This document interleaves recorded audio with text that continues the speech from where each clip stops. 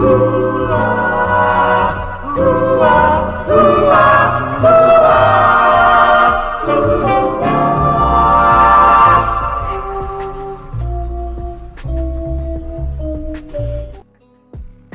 up, what up, what up? It's your boy Big Vern coming to you live from the App Studio podcast.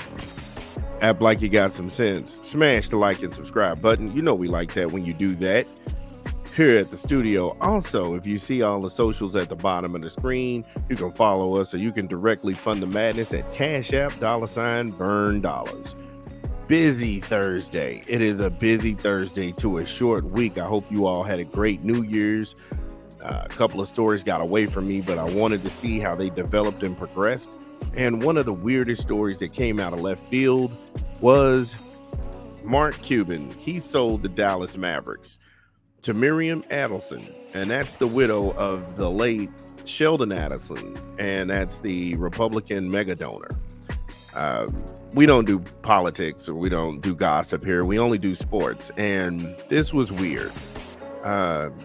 It's a deal where he sold majority stake in the company, but he keeps some of his shares and the team control of basketball operations. That was weird to me. So you sold the team, but you're not leaving. Then why would you sell the team? And it makes me ask the question, was Marc Cuban's sale of the Mavericks weird? The answer is undeniably yes. And casino people now want to be basketball people. That is so strange and bizarre. This whole thing had just weird vibes, ridiculous. It was human oatmeal, mealy mouth, whatever. And we'll get into a lot of weird statements that were made when we take a quick unofficial break from another unofficial sponsor of the show.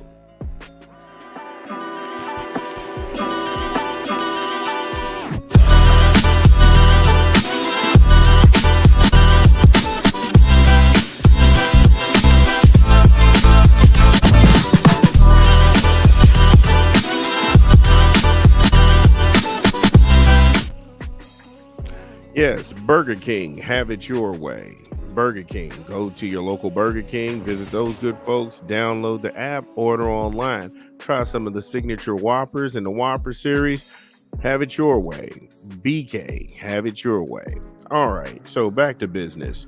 So we're going to go with the first weird statement that was made, and that was by Mrs. Adelson. She says, Miriam, she goes, I am excited to spend time cheering on the team and getting to meet members of a passionate fan base.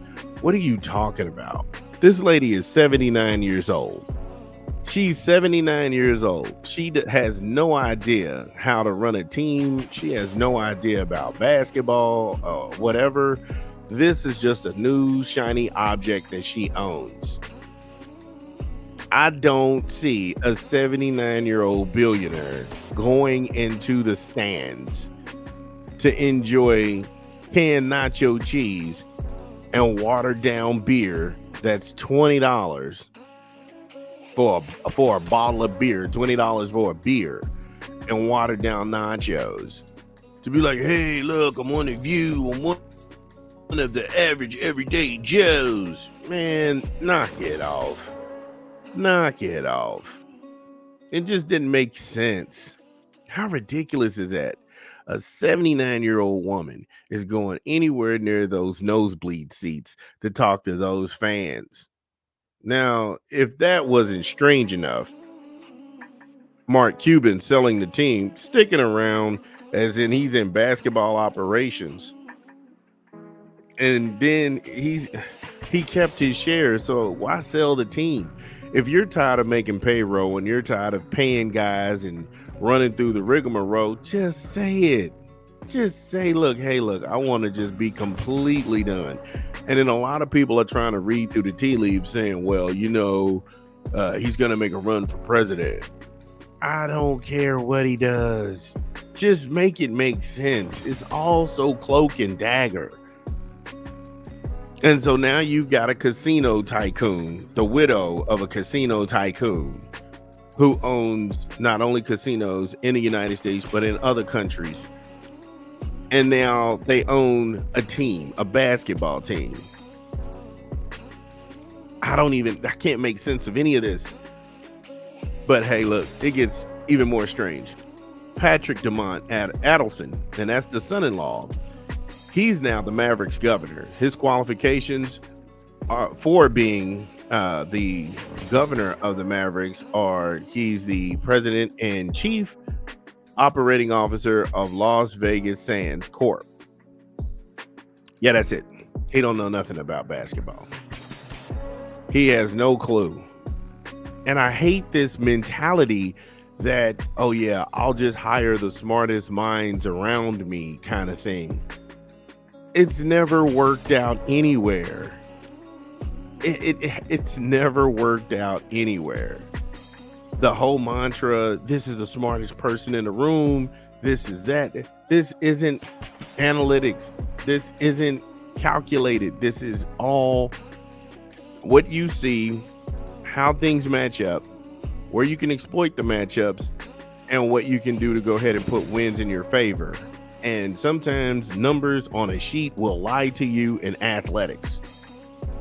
That's just how that works. But we got casino people who are now basketball people out of nowhere.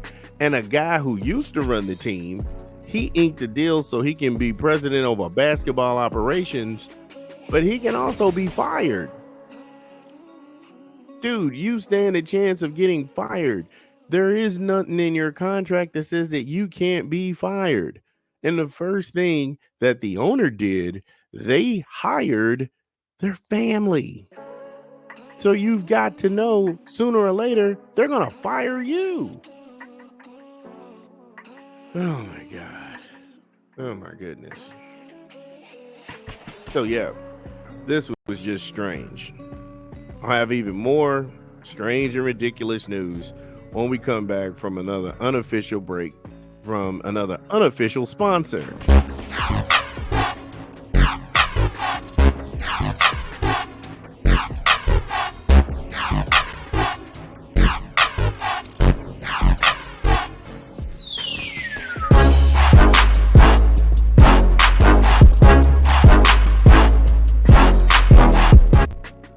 Subway, eat fresh.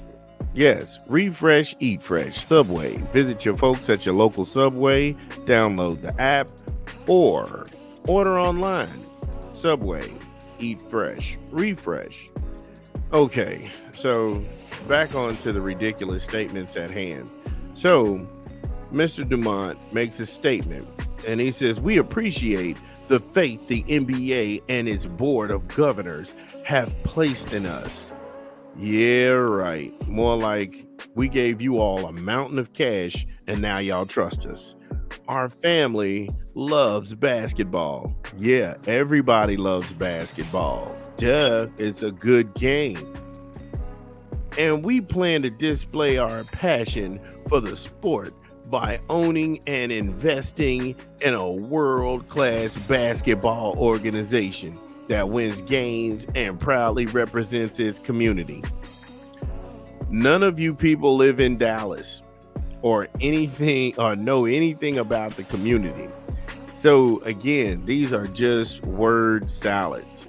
This is a new shiny object for somebody who wants to actually own this team.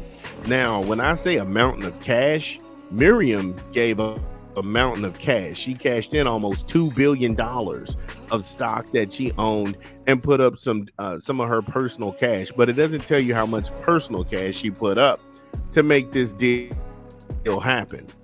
So the NBA is greedy and thirsty, and then they go after Miriam, and it gives them the talking point. She's one of 4 women owners in the NBA. Look at progress. Yeah, if that's the case, then why won't you give cheerleaders a raise and pay? Why don't you even pay cheerleaders? What is that about? The athletes make millions, the coaches make millions, and you barely pay the cheerleaders a living wage. And they're only employed for 82 games a season. Yeah. So how are they supposed to make money for the rest of the year? Right. That thing. It's just, like I said, it's just weird. And again, like I said, the NBA is being a messy misty. Oh, we got 4 women on the board and sisterhood, blah, blah, blah. Yeah, man, look, y'all don't pay cheerleaders. They're women. Y'all don't really care about them. We just care about the ones who make us a lot of money, like Jenny Buss. And then the Portland Trailblazers owner. She makes us a lot of money. So we'll highlight them. The other women, yeah. You see where that's going. So is there smoke where there's fire? I don't know. This may be a lot to do about nothing. But of everything in play, I would never ink a deal, sell majority of my shares just to remain in basketball operations. Now I can be fired from a team that I used to own. You know how weird that is? That is super weird. But hey, look, if he can make it work, he can make it work. I think that the Adelsons will bring on more and more of their family members to infiltrate inside the team. And so this could be the beginning of the end for Marc Cuban, or this could be the beginning of a beautiful friendship. Either way, let me know what you think. This is Big Vern. As always, like, share, and subscribe, and we will be right back.